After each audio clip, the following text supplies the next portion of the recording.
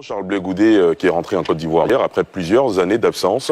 Charles Blé Goudé de retour au pays, de retour, c'est bien. Et après, ensuite, Guillaume Bateau? C'est déjà ça, que Charles soit à Abidjan. Une symbolique dans ce retour? Oui. Des images qui vous ont marqué particulièrement? Oui, je l'ai vu debout sur la voiture, sous la pluie à Yopougon. On a senti qu'il était vraiment content de retrouver ses amis, tous ses supporters. Sa chemise était complètement trempée. Et je trouve que c'est l'enfant du pays qui revient et je suis très content pour lui, pour Charles, parce que ça aurait été vraiment une injustice s'il avait été le seul à ne pas pouvoir rentrer en Côte d'Ivoire après tout ce qui s'est passé. Et je pense qu'il faut saluer son arrivée et ses premiers propos aussi. Je crois que c'était un retour ordonné, contrairement à ce qu'on a pu voir il y a quelques mois. Et je suis tout à fait content et j'espère vraiment que, comme il a dit lui-même, il va prendre sa place dans le processus de réconciliation, de l'accompagner, parce que notre pays en a vraiment besoin. Nous avons besoin de changer les choses, d'abandonner les confrontations violentes, je l'ai déjà dit. Nous avons besoin d'un pays qui se construit dans la démocratie, dans la fraternité. Et pour cela, je pense que Charles peut être un acteur assez important. Je n'ai aucun doute là-dessus. On l'a vu par le passé. Tout le monde se souvient de sa première visite en zone CNO à l'époque, pour rencontrer les Watawe qui y étaient. C'est le même Charles Blé que je pense qu'on va avoir dans les mois prochains, en faisant le tour de la Côte d'Ivoire, parlant de réconciliation, et construisant son COGEP, son parti politique, qu'il va essayer de structurer pour affronter les prochaines élections. Je crois que c'est les prochaines étapes. Professeur Dion? Bonne arrivée à Charles Blé Goudé. Il a dû constater déjà que le pays qu'il a laissé et le pays qu'il retrouve, c'est pas exactement la même chose. Je vais répéter ce qu'il sait déjà, c'est qu'il rentre dans un pays qui est gouverné par un homme qui n'est pas distrait, un homme très organisé, qui sait où il va, qui sait l'art d'ordonner le monde, et puis qui sait ce que veut dire gouverner et qui sait ce que veut dire gouverner un État africain. Quand on a fait ce petit synopsis, Charles va prendre sa place, mais quand il rentre, et quand il rentre de cette manière-là, que j'apprécie, à sa juste valeur, c'est le plus difficile pour celui qui s'en va, c'est pas le voyage. Le plus difficile, c'est le retour chez soi. Voilà, ça, c'est pour ceux qui aiment la mythologie comme moi, quand vous avez Ulysse, le plus grand combat de Ulysse, c'est pas la guerre de Troie, c'est quand il rentre chez lui parce que les vrais adversaires l'attendent chez lui à la maison. Donc les vrais adversaires politiques de Charles sont là, ils l'attendent, il va vivre sa guerre des héritiers, qui empoisonne la vie politique depuis la mort d'Houphouët-Boigny en Côte d'Ivoire, et je lui souhaite bonne chance, mais je sais qu'il a gagné en maturité, même s'il y a des réminiscences de général de la rue avec quelques gestes que j'ai remarqués, mais je crois qu'il a gagné en maturité. Éric Lou?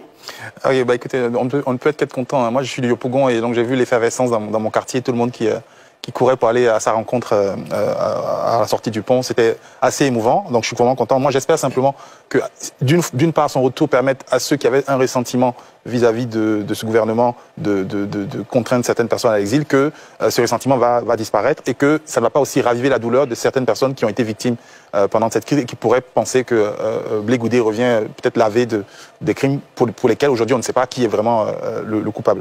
Et moi j'ai bien aimé la symbolique de son retour, ça a été dit, ça a été en tout cas plus réussi qu'un autre des retours dont on ne parlera pas. On peut en parler, hein.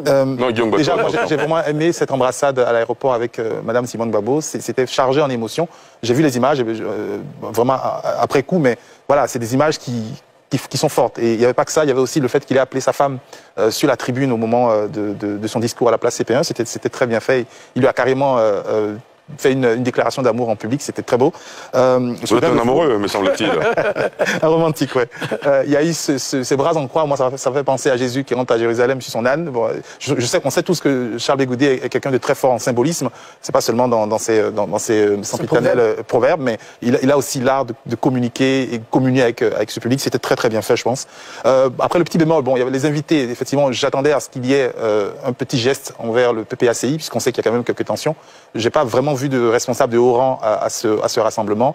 Donc les invités d'honneur, c'était plutôt Afin Guessan et Simone Gbagbo, qui tous deux sont en rupture de banc prononcée avec le PPACI. Donc je ne sais pas si, comme on a dit, ça nous donne un nouveau départ de cette guerre d'héritiers. Je ne sais pas. J'espère que non. J'espère que la gauche sera suffisamment intelligente pour penser à 2023 et 2025. Et le dernier point, moi qui m'a toujours dérangé sur cette affaire de retour de Blé Goudé ou des exilés, c'est cet élément de langage qu'on entend à chaque fois du gouvernement à faciliter le retour. Que Charles Blé Goudé aurait bien fait les choses parce qu'il serait passé par le gouvernement, qu'il aurait fait des salam-alek. Moi, ça me dérange. Ce monsieur est parti à La Haye, il a été innocenté par la justice internationale. Quand il revient en Côte d'Ivoire, j'estime qu'il n'a pas besoin d'en faire plus. Il faut qu'on rappelle, et c'est très important, que notre État n'a pas à avoir de ressentiment. L'État, il est juste avec tout le monde. Donc un citoyen qui rentre dans son pays, il n'a pas besoin de faire plus que ça, ni pour obtenir son passeport, ni justement pour avoir une entrée ou un retour, en tout cas mieux cadré, mieux organisé, avec moins de remous. On termine avec vous, André Silva Conan. Oui, non, Charles Blé Goudé n'a pas fait de Salam Alek. Il a mérité de rentrer dans son pays. Il est rentré dans son pays. Aucun nuage n'est tombé sur la tête de personne.